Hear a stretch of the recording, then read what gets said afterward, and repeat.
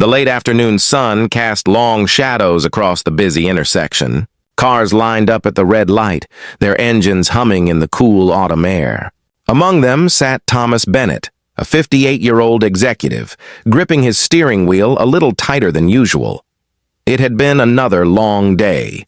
Another meeting where he sat at the head of the table, making decisions that affected hundreds of lives. But lately, something had shifted inside him. The corner office felt emptier. The achievements felt hollow.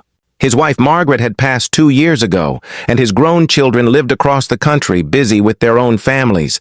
He was successful by every measure the world counted. Yet somehow he felt invisible. That's when he noticed her. A little girl, no more than 7 or 8 years old, with honey blonde hair pulled back in a simple ponytail. She wore a dark knit cardigan over a brown skirt, and red mittens covered her small hands.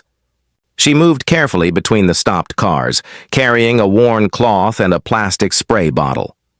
Thomas watched as she approached the car ahead of him. The driver waved her away without looking up from his phone. She nodded politely and moved to the next vehicle. Same response. When she reached his car, Thomas saw her face clearly. Rosy cheeks from the cold, eyes that held a quiet determination beyond her years. She looked at him hopefully, holding up her cleaning cloth. He rolled down his window. "Hello, sir," she said softly, her breath making small clouds in the chilly air. "May I clean your windshield?" "Just $5, please." There was something in her voice. Not desperation exactly, but a careful kind of hope. The kind that's been disappointed before but refuses to give up entirely. "It's pretty cold out here," Thomas said gently. "Shouldn't you be home?" The little girl's smile wavered just slightly. "I need to earn $5 today, sir. My mama. She's sick. We need medicine." Thomas felt something shift in his chest. He studied her more carefully now. Her cardigan, though clean, was threadbare at the elbows. Her mittens had been darned in several places. But her face was freshly washed, and her hair was neatly combed. Someone was taking care of her, even in difficult circumstances. "What's your name, sweetheart?" he asked. "Emma, sir." "Emma Porter." "Well, Emma, my windshield could certainly use a cleaning." "You go right ahead." Her face lit up with such pure relief that Thomas felt his throat tighten. She set to work immediately, carefully spraying and wiping, reaching up on her tiptoes to get the corners. She worked with the thoroughness of a child who understood that nothing in life was free, that everything worth having required honest effort. The light turned green. Cars behind him began to honk. "Don't worry about them," Thomas called out his window. "Take your time and do it right." When she finished, Emma stepped back to admire her work, then came to his window with a proud smile. "All done, sir." Thomas reached for his wallet. But instead of pulling out a $5 bill, he handed her 100. Emma's eyes went wide. "Sir, I can't. I only need $5. "I know," Thomas said quietly. "But good, honest work deserves fair payment. You take that to your mother. Get her medicine, and get yourself something warm to eat, too." Tears welled up in the little girl's eyes. "Thank you," she whispered. "God bless you, sir." As the cars behind him honked more insistently, Thomas made a decision.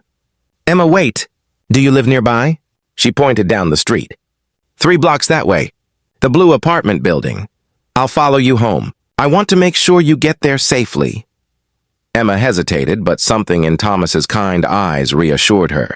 She nodded. Thomas put on his hazard lights and pulled to the curb, ignoring the angry gestures from other drivers. Some things, he realized, were more important than traffic flow. He walked slowly beside Emma, matching his pace to her small steps. She chattered as they went, telling him about her mother, Helen, who had been a waitress until she got too sick to work.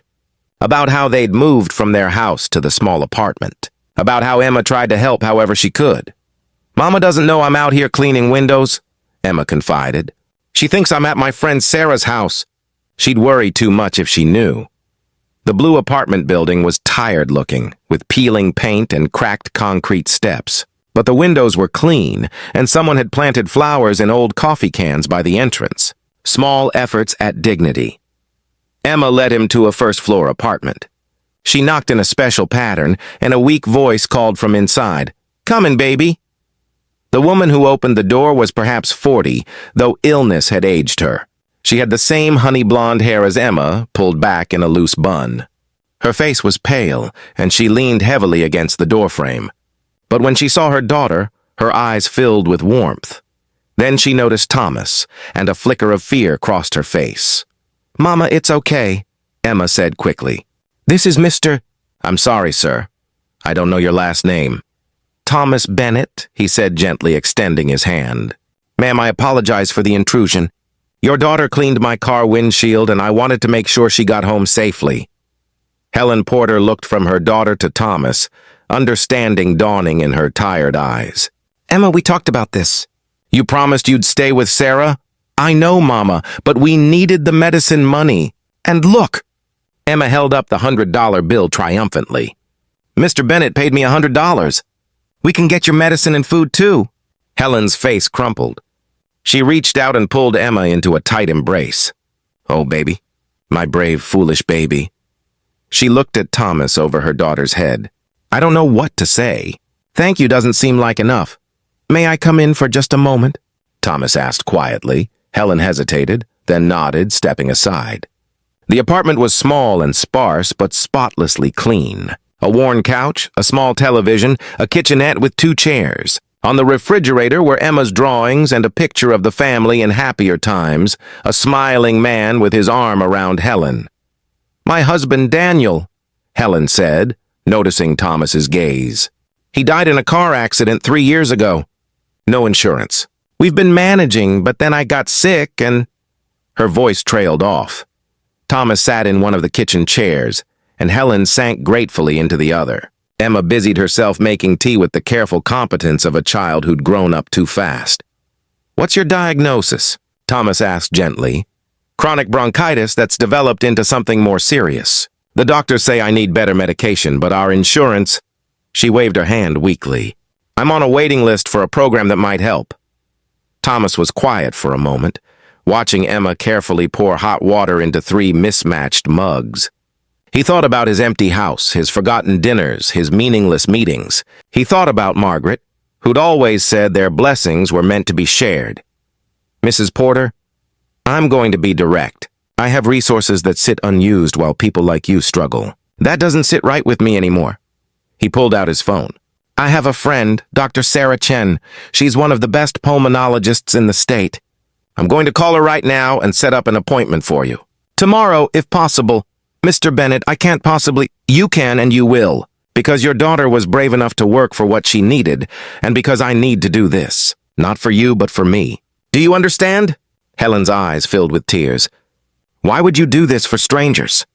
Thomas accepted the mug of tea from Emma with a grateful nod. "Because 2 years ago I lost my wife.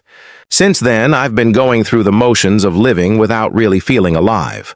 Today, your daughter reminded me what matters. She reminded me that we're all connected, that small acts of kindness ripple outward in ways we can't imagine." He took a sip of tea, letting the warmth spread through him. "My wife Margaret used to volunteer at shelters, tutor kids after school, visit lonely seniors in nursing homes. She'd come home exhausted but glowing. I was always too busy with work to join her. I thought I was building something important." "I'm sure you have built important things," Helen said softly. "Buildings, yes. A company, certainly. But not a life that matters. Not the way Margaret's did. Not the way you're teaching Emma to live. With dignity and honest effort, even in hard times." Emma sat on the couch, watching the adults with solemn eyes. Her small hands wrapped around her mug. Thomas stood up, pulling out his business card. "This has my personal cell phone on it. Dr. Chen will call you tonight to arrange everything.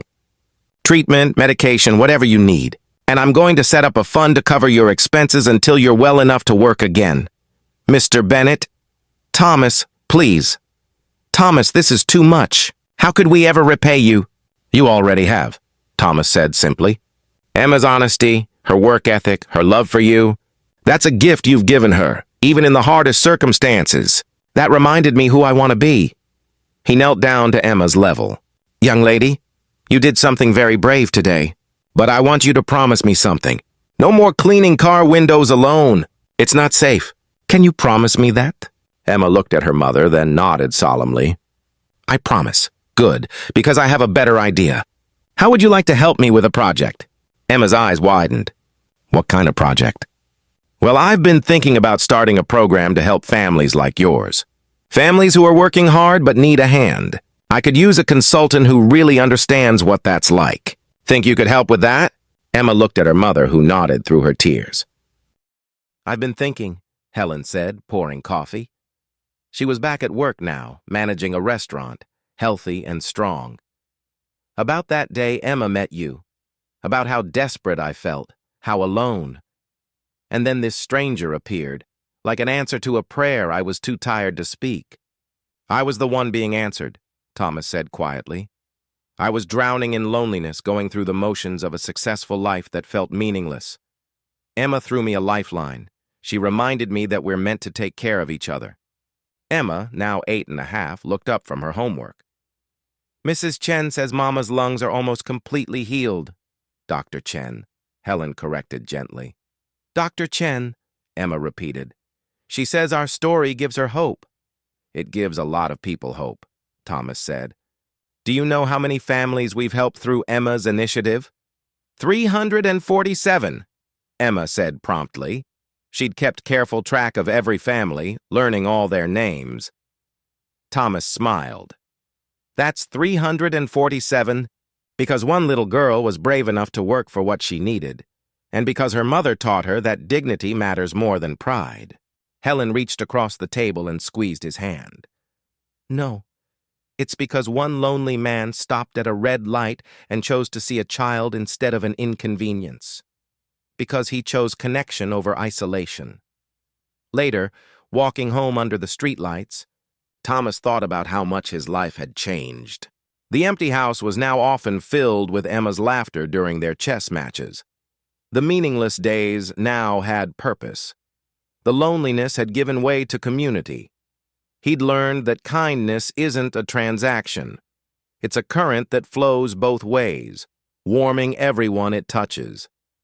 That the $5 Emma needed that day had cost him nothing to give, but her courage in asking for it had given him everything. At his next board meeting, Thomas proposed something radical, converting a portion of company profits to expanded community programs. The board, initially resistant, came around when they saw the numbers. Engaged communities made better customers. Happy employees were more productive.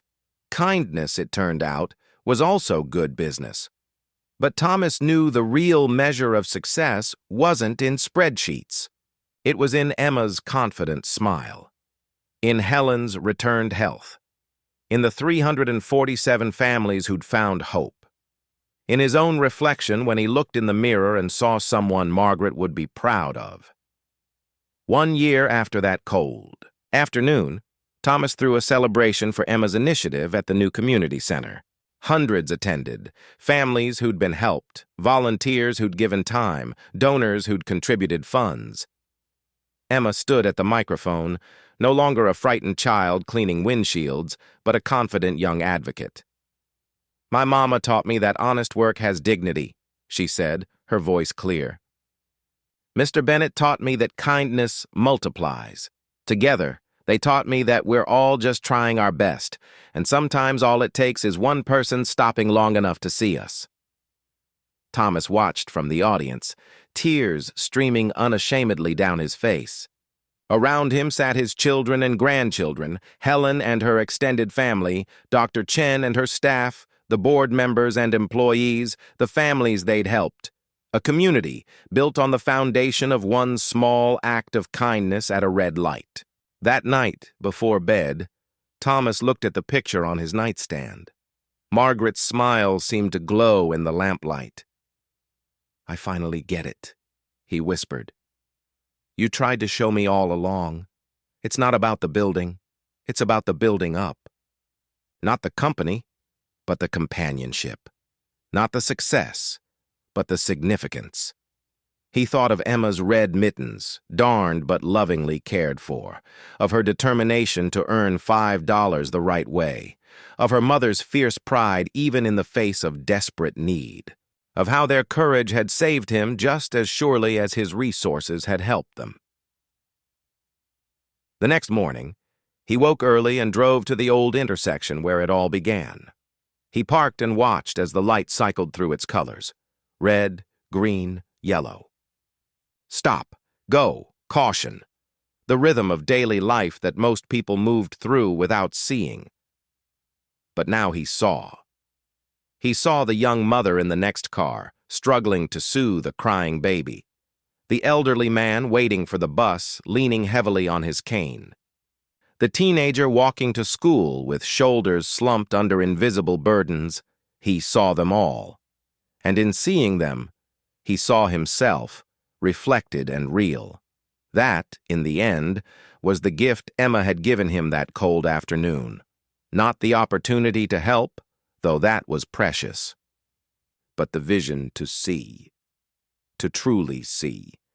And in seeing, to remember that we're all connected, all struggling, all deserving of kindness, all waiting at our own red lights, hoping someone will notice.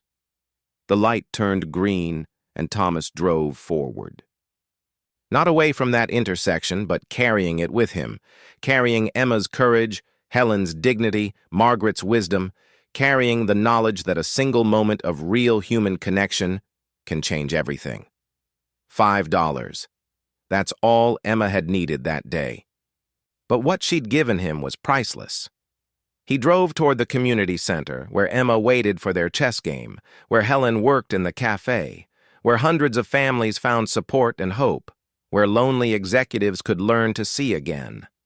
And as he drove, Thomas Bennett smiled, because he finally understood what success really looked like. It looked like red mittens on a cold day, like honey blonde hair in a ponytail, like tired eyes that still held hope, like strangers becoming family, like loneliness transforming into love. It looked like $5 becoming everything,